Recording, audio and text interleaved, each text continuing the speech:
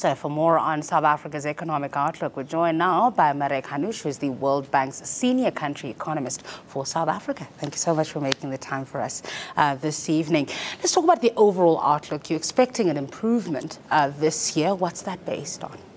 Thanks for having me today, Ziki. We're not the only ones who have revised their growth forecast upwards. We are actually the ones that have done it in a more modest way. Essentially, what we have seen is revisions by Stats SA, so maybe we have misunderstood momentum slightly in 2017, so that carries forward into 2018. But we've always as well seen this uptick in business confidence and in consumer confidence. We do believe that's going to drive growth a little more than we had thought previously. However, we are also a little bit on the more bearish side than everybody else, and that is partly due to the fact that we believe that the agricultural recovery that was really very strong in 2017 is really a recovery. So that effect is pretty much over. It has added about 0.4 percentage points to growth 2017. We don't quite expect that for 2018. Commodity prices are strong for many countries, but South Africa's commodities are just not the most popular in the world, such as coal and gold and you name it. So we don't expect too much impetus on that front as well. And on the confidence side, we do want to see that translate into investment. And once we see that, we will actually revise our growth forecast upwards further. But we first want to see it. But obviously all of that, even the investment itself, was going to go back to dealing with the structural problems in this economy. And this particular report focuses on inequality. Talk us through that. That's right. It focuses on inequality. It focuses on jobs. Those two are highly linked. What we find is job creation is very important in reducing poverty.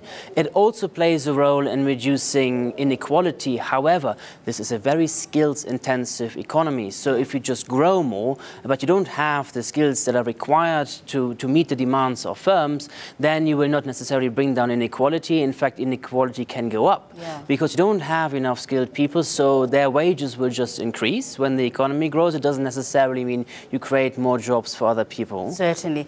It looks like a lot of the suggestions that are being made on how to deal particularly with the skills problem are long-term things. So investing in education, investing particularly in identifying what the skills the economy needs, and then you invest in those specific skills. What medium or short to medium term stopgaps are available to us at the moment?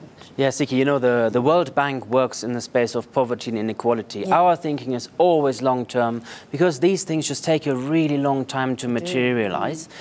We do focus on education as the most important way of reducing inequality. Essentially, the big problem with inequality is too few people who are poor have skills that would allow them to join the middle class. But education, you know, takes a really long time.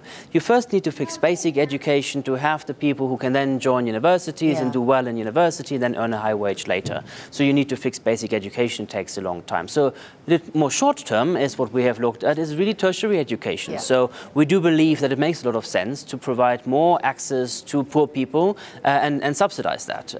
We do think it makes sense, but we also believe it should really be targeted at poor people. Otherwise, it can get very expensive very quickly. Okay, so the free education, the free tertiary education is one of those ways that you can deal with this in the medium. 100%, and we do model that, and we can really see that allowing more poor people to access university, which isn't just fees, it is also accommodation, it is your books, it is your food, and all of that, that will actually attract more poor people to universities. And once they graduate, they will support their families. Something else that you raise, and we talk about it quite a lot in South Africa, is around spatial development and ensuring that people are close to employment and economic opportunities. Yes, Siki, I'm going to do some advertising now. We're going to launch another report in May, which does look very much at South African history and really tries to explain that what we see today in South Africa is very much a legacy of the past.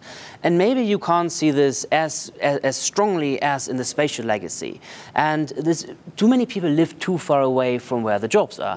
This is no news to people, but we have tried to model that, and we can really see that lowering transportation costs for people, bringing people closer to where the jobs are, also various various networks effect, that you just know what's going on, where the jobs are, what you need to do to get a job, talking to people. We call it network effects. All of that can allow people to lift themselves out of poverty. Okay, let's talk a little bit macro now and about some of the changes that we've seen over the past few months in the broader South African framework. So one of the things that was a big concern for ratings agencies around our growth outlook was about dealing with our debt, around our fiscal challenges that we're facing at the moment. Are you confident that we are getting on top of those particular issues?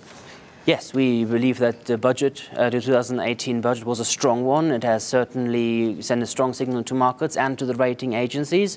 What we also argue in this report, and we will argue in the next report even more strongly, is that there is a strong link between inequality and demands for redistribution.